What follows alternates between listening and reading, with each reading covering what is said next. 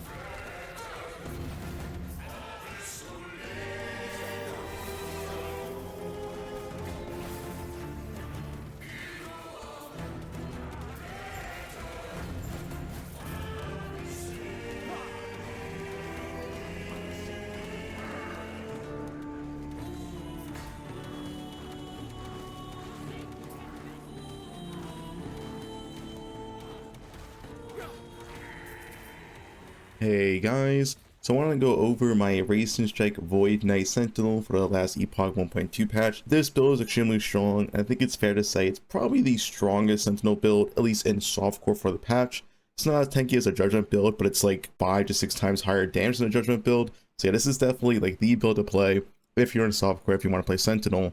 It's extremely strong. I've done 2k corruption, as you can see here, and I can definitely push higher. It's just no real reason to. I've also done Uber Aberoth multiple times now.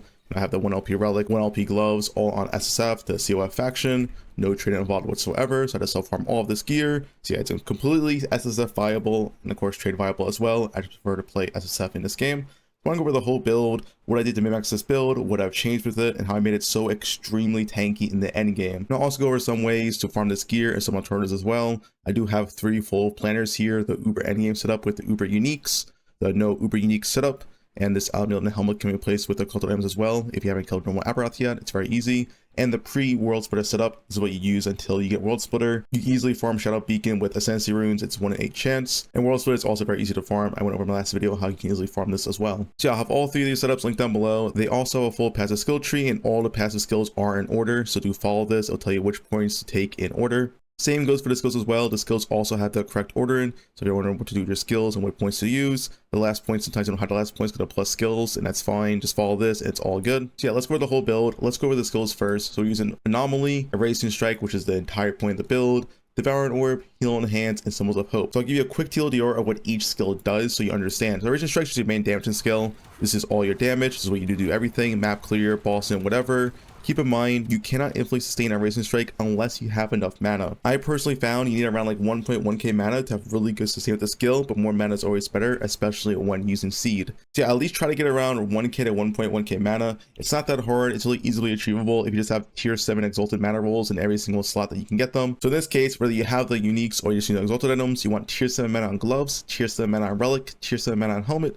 and tier 7 mana on amulet. If you can, again, like a tier 5 on chest is also quite good. And my World Splitter only has 33% increased mana. This goes to 52%, so you actually can get quite a bit more mana than this, like 1400 to 1500 mana, which would feel really, really good with Seed. So if you're wondering how do you sustain, why I'm always going you need around 1k to 1.1k mana to infinitely sustain Erase and Strike. And before this setup, like I said, I do have the star setup, and this star setup is 2 buttons where you press Vengeance and Erase and Strike. So you Erase and Strike until you go then you press Vengeance, then Erase and Strike and repeat. So yeah, this setup does not require any mana whatsoever, and you will go with the setup, but that's the whole purpose, is a 2-button playstyle. Once you get 600 mana and World Splitter, then you can swap to this setup, and you still go sometimes, but it's not that bad. Then eventually get to 1k mana, and you're all fine. Anomaly, I get this question a lot. What is this skill for? Essentially, the skill is both a buff and an enemy debuff. So the first initial press will debuff the enemy, where they take 50% more damage for 5 seconds.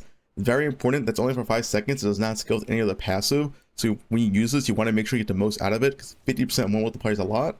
And the second portion is you get a bubble around you, and this bubble around you gives you increased attack speed and also shreds enemies void resist. It's both a massive debuff for the enemy and a massive buff for yourself. Now the buff for yourself lasts around for like 8 seconds, so the shield lasts for 8 seconds, but the debuff for the enemy only lasts for 5 seconds.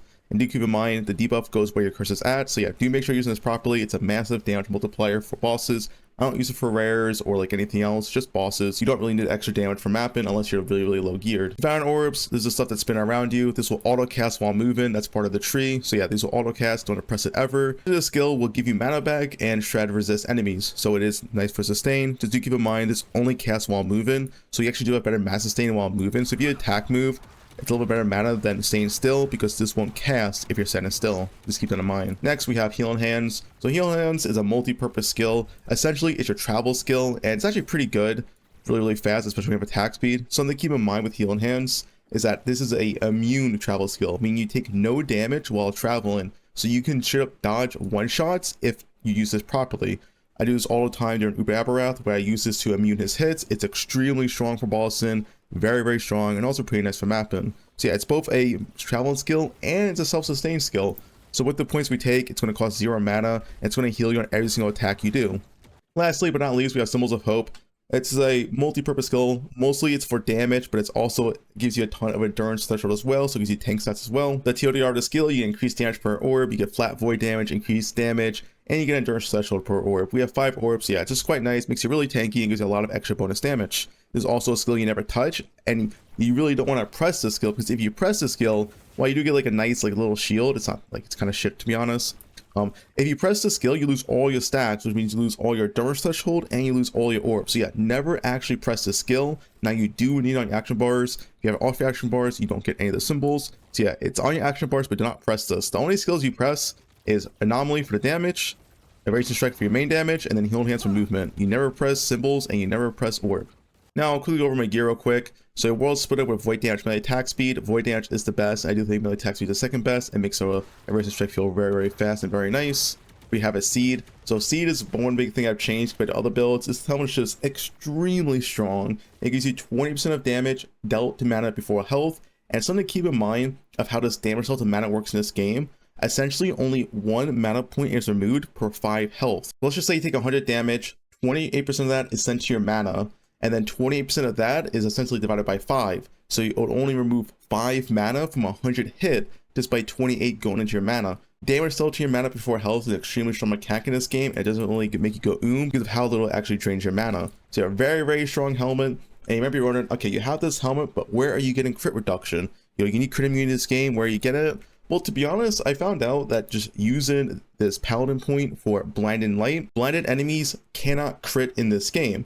And blind lasts for 4 seconds. If you take the 5-pointer, it'll go to 5 seconds. I didn't find it was very worth it, but you can put 2 points more into it if you do want it.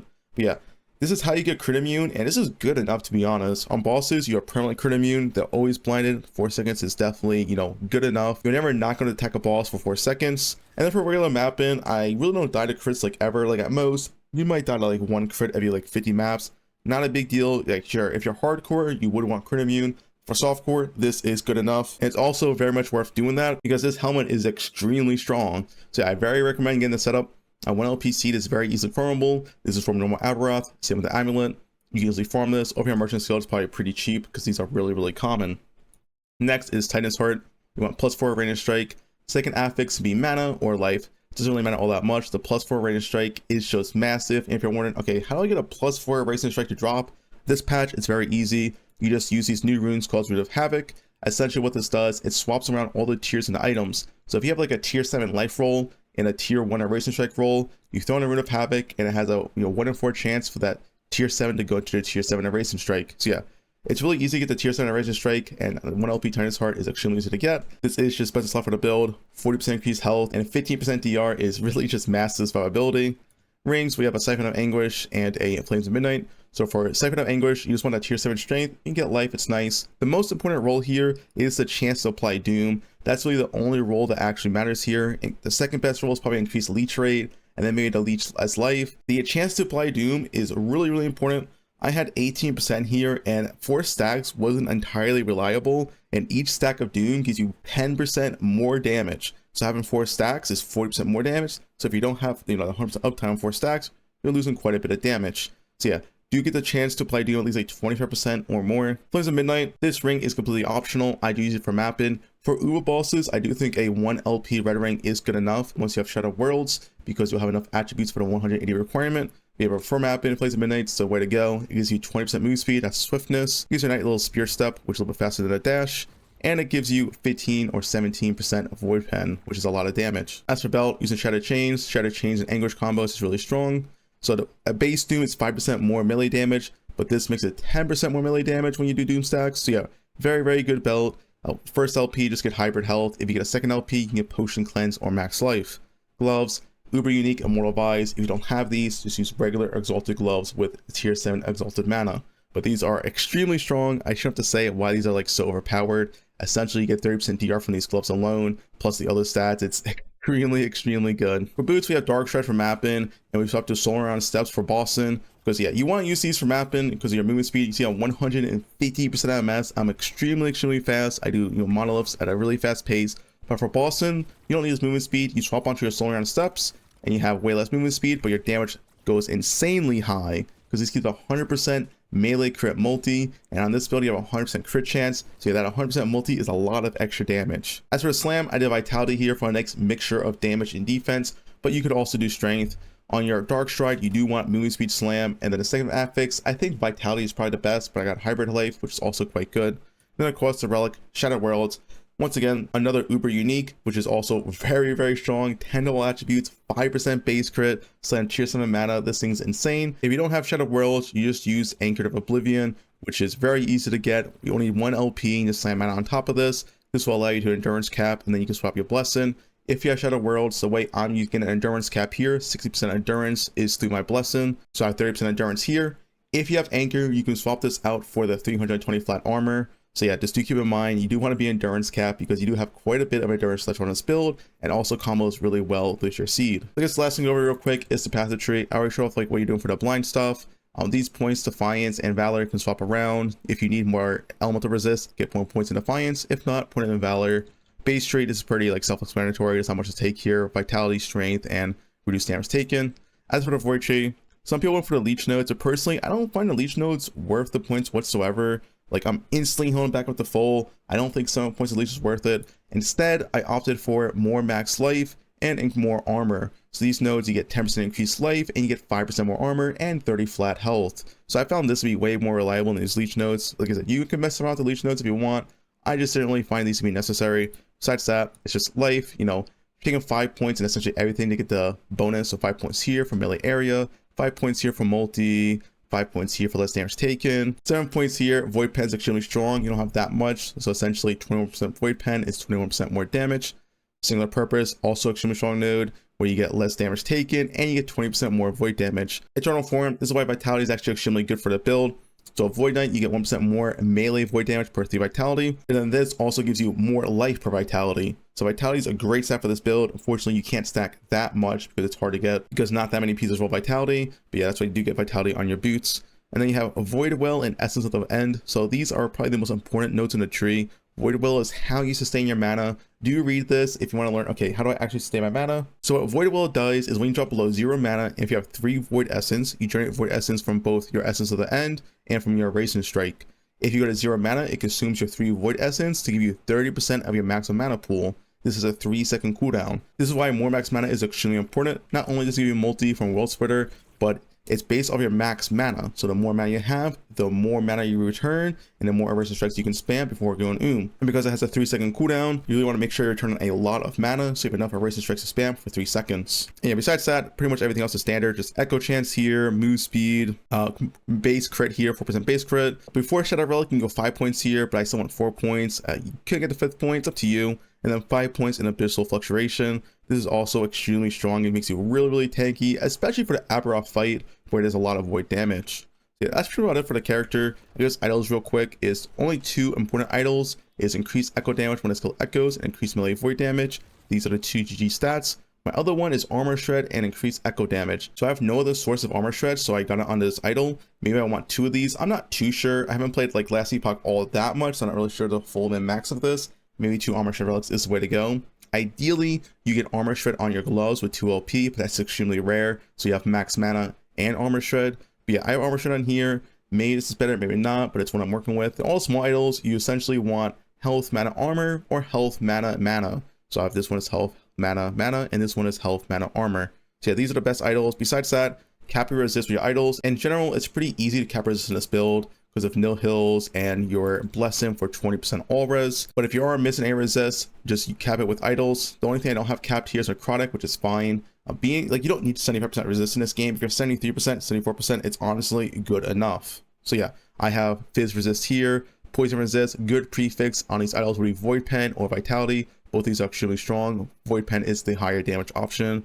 And the other idols are just, like I said, mana, some resist if I need it, armor, all that. Yeah, that's pretty much the whole build. If you have any questions, feel free to comment below. I'm also always streaming on Twitch. This build's extremely strong and I pushed the highest limits I think I could. I could have pushed a little bit more, like 3 LP Anguish, maybe like 2 LP Seed. But yeah, this build is extremely max, especially for COF standards. I played from start to finish. I leveled from Void Knight. I didn't go Paladin ever. Did a Racing Strike from level 35 onwards. Once again, I'll have all these linked down below. The starter is like level 35 to like level 80 until you get World Splitter. And this is what most people will play with before Uber Uniques. Once again, if you don't have the helmet or amulet, just use Exalted Hears. It's a completely fine. You don't need these items to play the build.